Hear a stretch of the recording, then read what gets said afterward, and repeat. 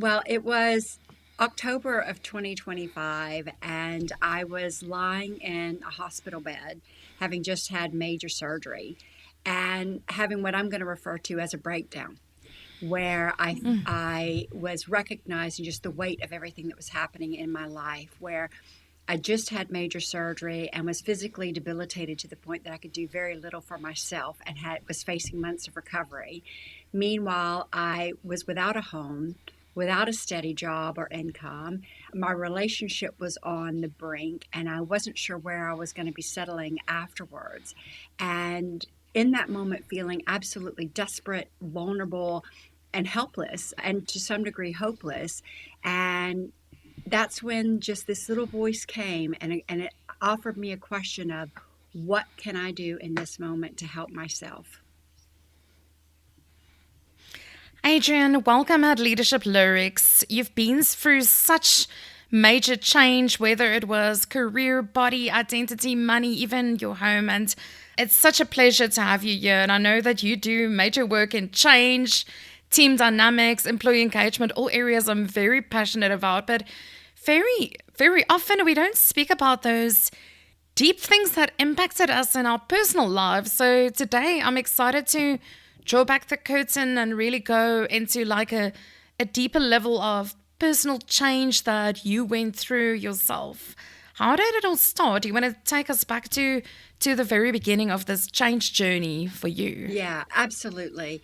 Well, the change journey has been going on for me for massively, I would say, for the last 20 years. But this latest period that we're talking about just now really began in, I want to say, the maybe around the summer of 2024.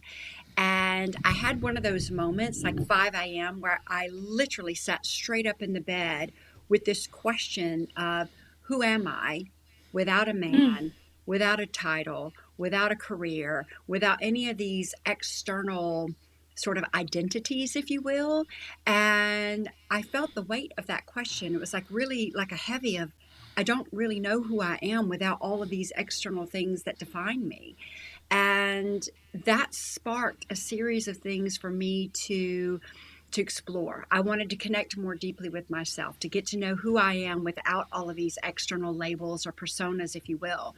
And ultimately, it didn't happen immediately, but through hearing a book that I was reading and a story here or there, I kind of got the idea of, I want to take 3 months out to live on my own without having to focus on work or a partner or business development or anything else, and just to spend time with myself. And part of that decisioning was the fact that I had had kind of a history of being codependent, of needing something outside of me to feel okay with myself. And I went with the intention of wanting to break that.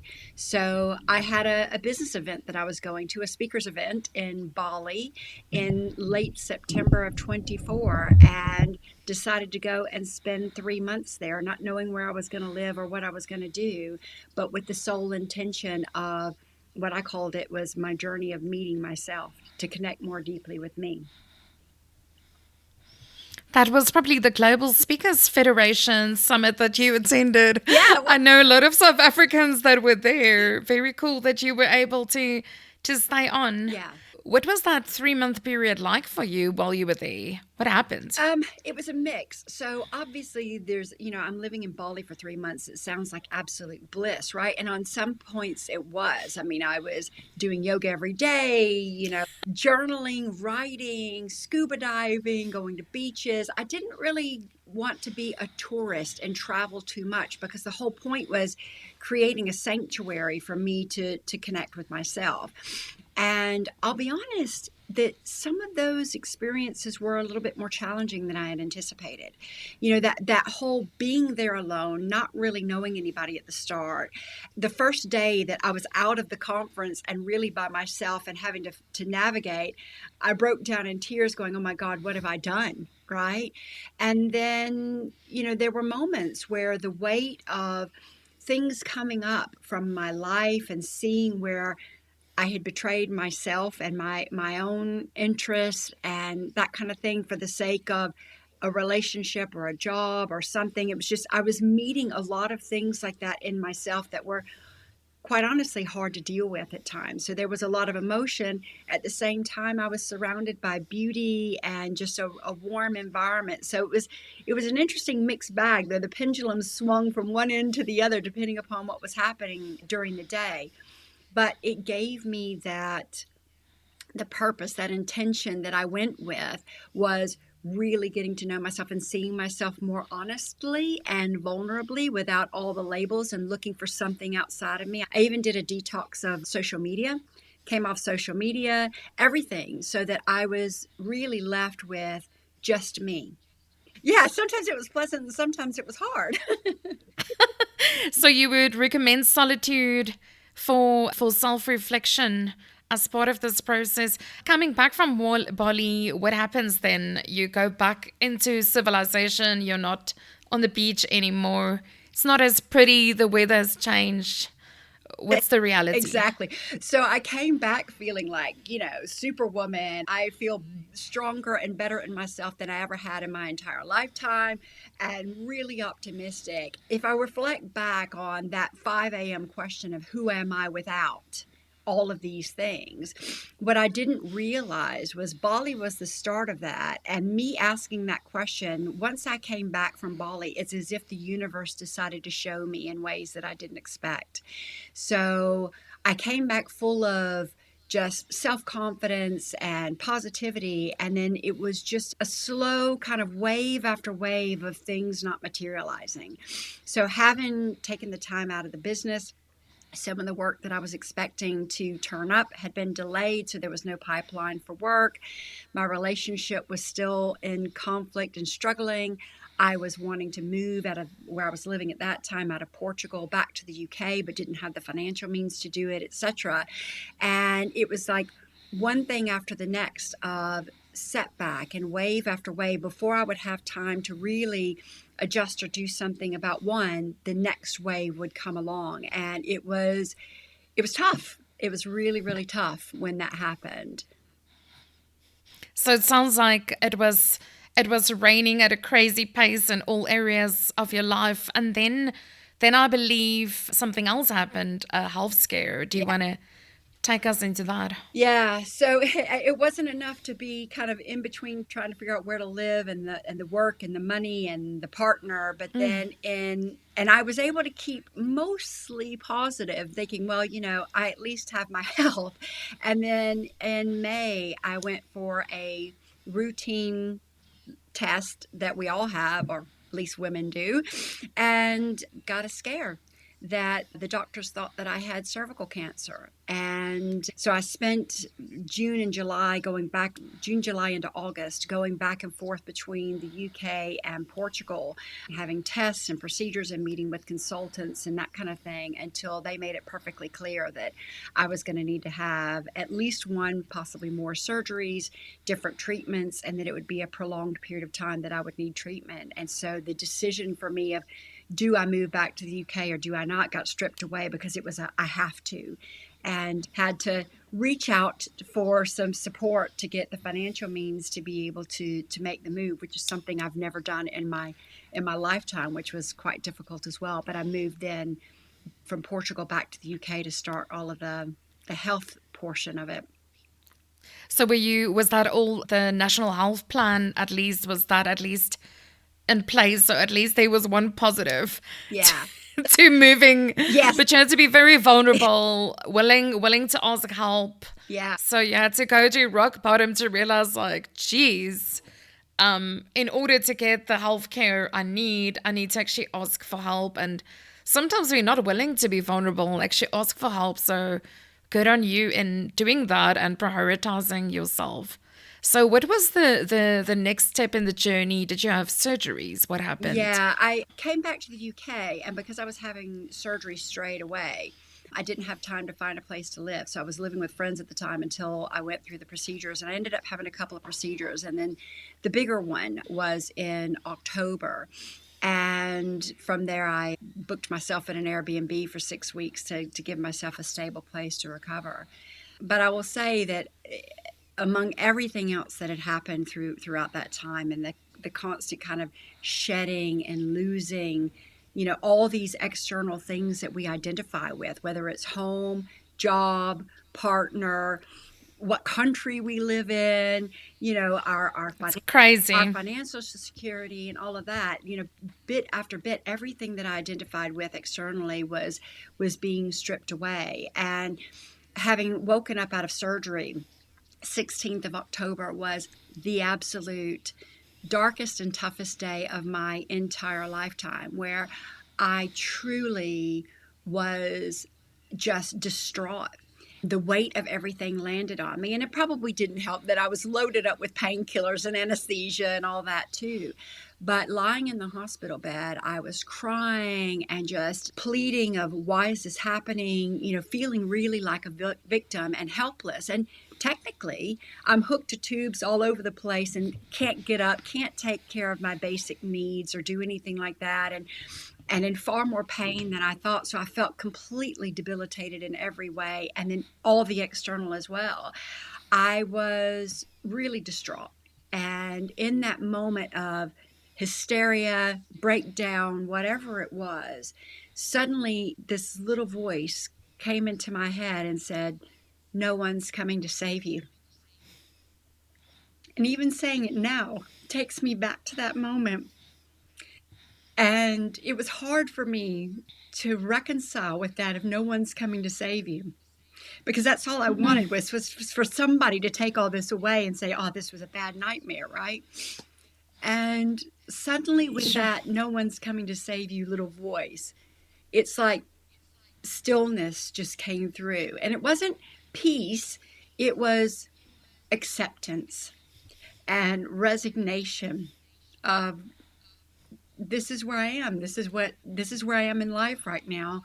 And me crying and feeling like a victim and pleading for something or someone to help me wasn't going to do anything for me. And it got replaced with a different question.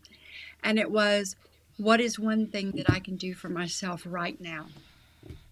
Wow.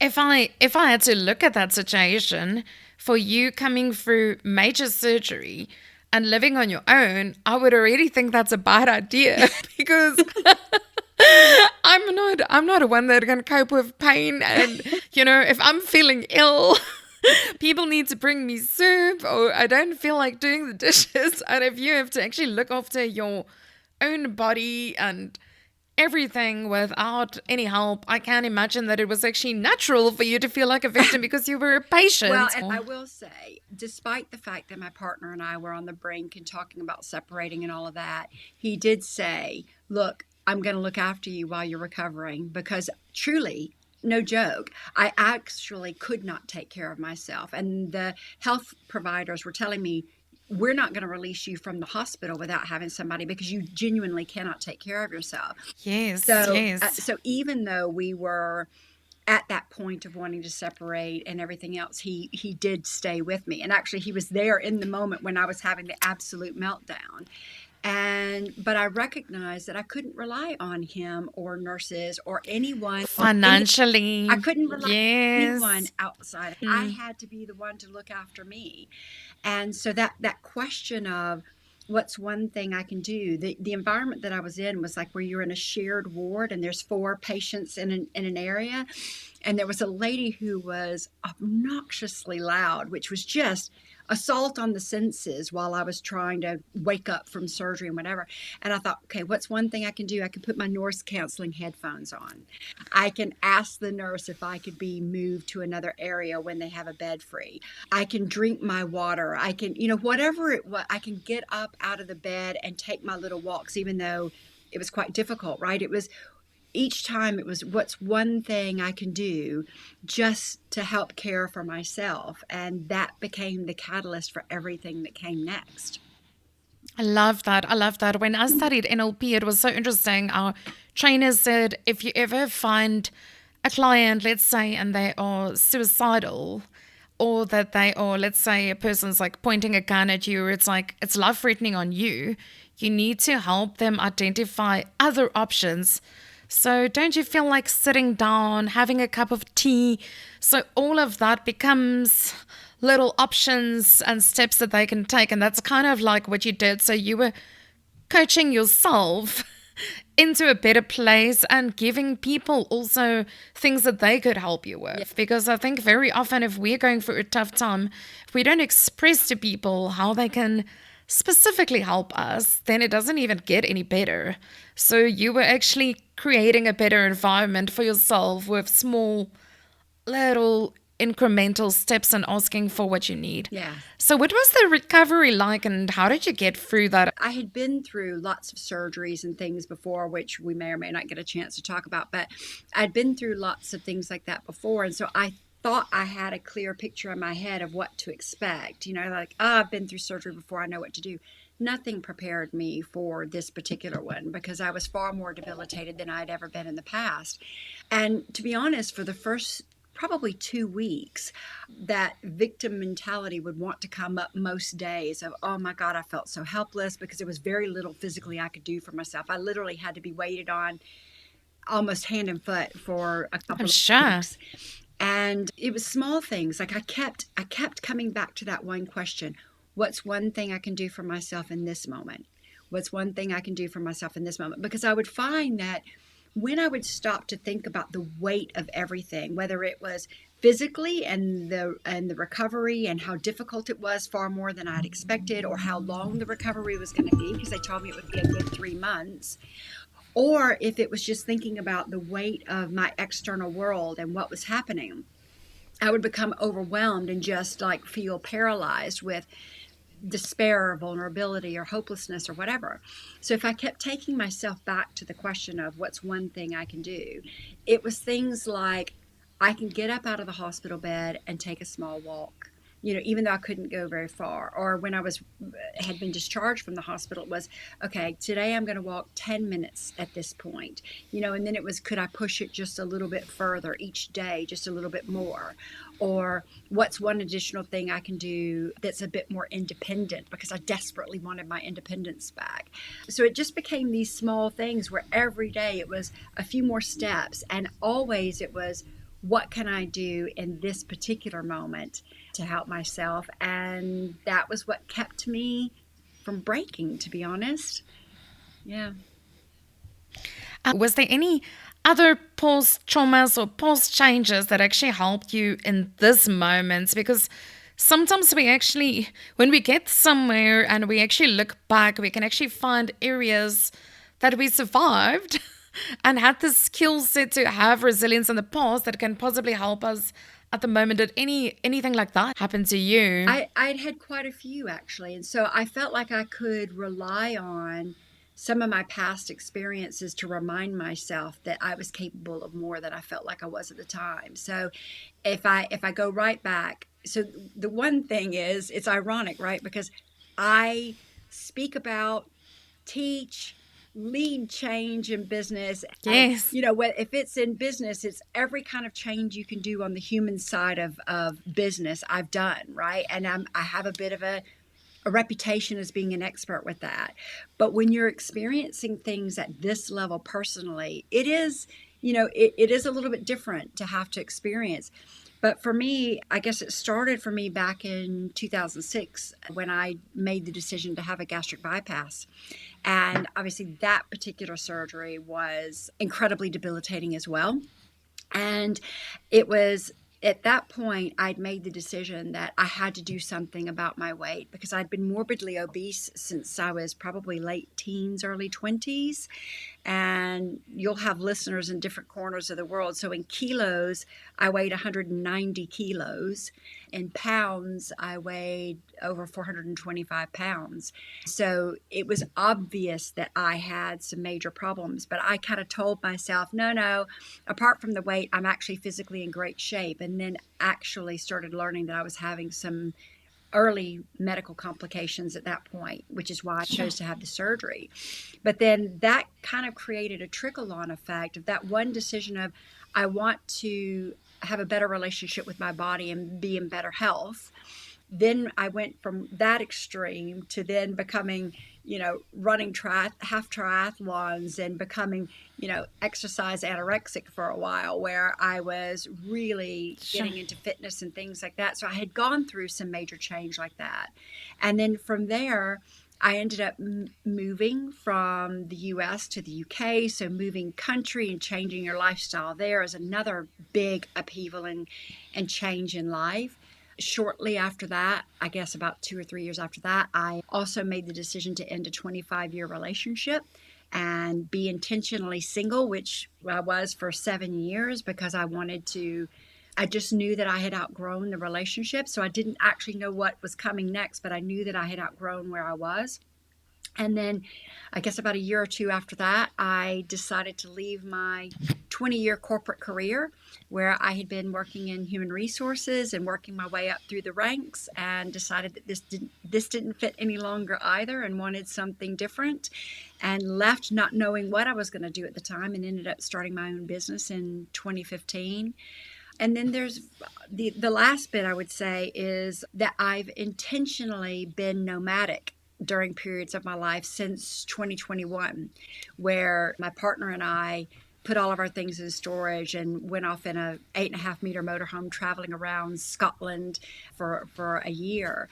But I lived for brief periods doing that. I lived for a few years in Portugal. I lived in Wales for a while and things like that. So when I look back on this, I can see just these patterns of each time I've seen something in my life that didn't fit, or I had a clear intention of I wanted to shift something and I made that decision, but it was stepping into those places of uncertainty where you don't have control.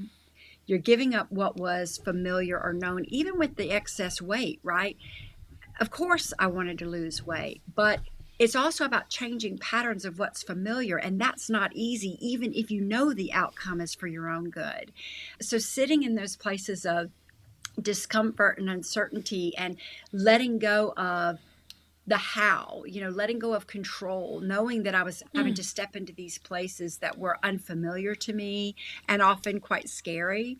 I had done that many times. So when I was going through those few weeks of real intense vulnerability following that last surgery, I just kept reminding myself, I've been here before.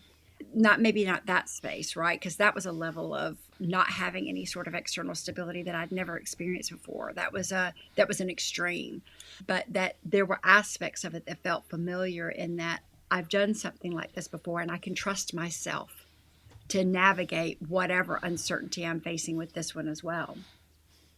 So many great examples. I remember you once speaking to me about cultivating inner strength during these changes, and I would always say traumas, periods of trauma and change. What does that mean practically, cultivating inner strength? Yeah. I'm glad you're asking about that because the thing that came to me more so out of this particular experience than any other, because I didn't really have anything externally to rely on this time, it forced me to have to look more within. Like in the past, I'd had a partner, I had a job, or I had money, or I had a home, or I had something externally to give me a bit more peace and comfort and that feeling of stability. And this time, none of it was present at all. I did have someone who was thankfully helping look after me, and my mom, who has been my biggest supporter, which was brilliant.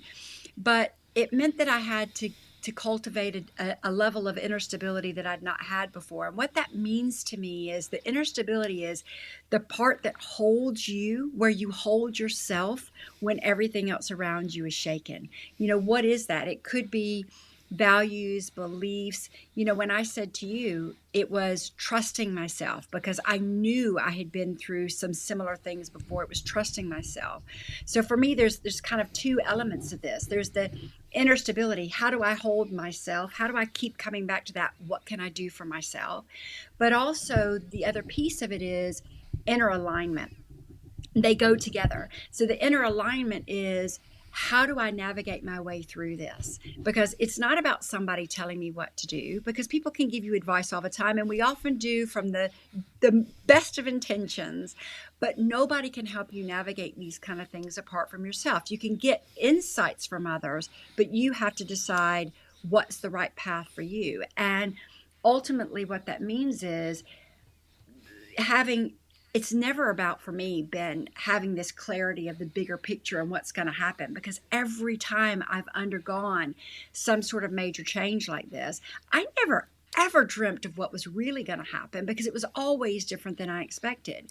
So it really is about meeting yourself in that moment of saying, and now what? And now what? What can I do? And how does this take me closer to where I want to go?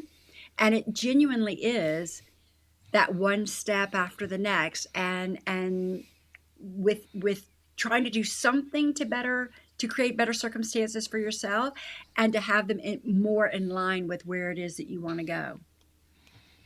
I love that. I'm sure the listeners, there's some of them right now that knows that they need to change and they don't know how to take that first step. Any advice that you would give them? The first thing is that the fear is real. Don't minimize it or pretend it's not there. I used to be excellent at putting glitter on things that were really difficult. And I've since learned that all that is denying my reality. And the more I deny my reality, the more resistance there is, and the longer it takes for me to get to the kind of place that I want to go. But there's a cost of change, which often is what people end up fearing. But there is also the cost of staying the same. And sometimes we don't realize that until the cost of staying the same becomes greater than the cost of the change. Most people don't make a change. Love that. And yeah, it's true, right? The cost of my weight. I had been morbidly obese for nearly 20 years before I finally said, okay, the cost of being this way is too much. I have to make a change. Clearly, I knew better, and that being that way wasn't healthy for me, right? So I'm saying the things that I've lived. So I'm not passing any judgment that that's often what happens before people will make change. But it often feels like the external scaffolding, the home, the job, the relationship, the health, the whatever, that those feel like the foundation, but actually they're not. And they never are. They're an illusion of a foundation. That's not the real foundation. The real foundation is here. And you don't need to know the full plan and exactly how you're going to navigate it, because even if you think you have everything well planned and under control, it never is. So all you really need is acceptance of where you are, and that how can I move forward from this moment and taking those steps. That's for anybody who's at that threshold. I would say that's probably the most important thing I would share. This has been so valuable, Adrienne. I think, like for me, some of the things that really stood out is like, what is the cost of staying the same? And is the pain of change, is the pain of staying the same worse than the pain of making the change? And what are you giving up? Internal, outward alignment. Yeah. Also realizing that you can take small little steps yourself, actually asking yourself, what is the next thing I can do, and how can I change the situation slightly to improve it for myself? And I am so excited that you will be coming back. And what we are looking forward to, Adrienne, you told me the last time that you do work with a client where you actually teaching the US and UK clients how to work with South Africans, and I'm going to ask you to do the opposite, to say, how do we work with businesses and business people from the UK and the US, because Adrienne's really an expert in cross-cultural communication, never mind the work that you do in change and team transformation. So I'm really, really excited to hear more about that. And thank you so much for joining us for today. And I know that your message will touch many lives. I'm glad that you survived through all of those massive amounts of change, and you were willing to press through the discomfort of the uncertainty. Yeah. And you were willing to make the acceptance in your heart, and that you're able to share the story with us today. And thank you for the opportunity to join you. It's been a real pleasure. Thank you so much.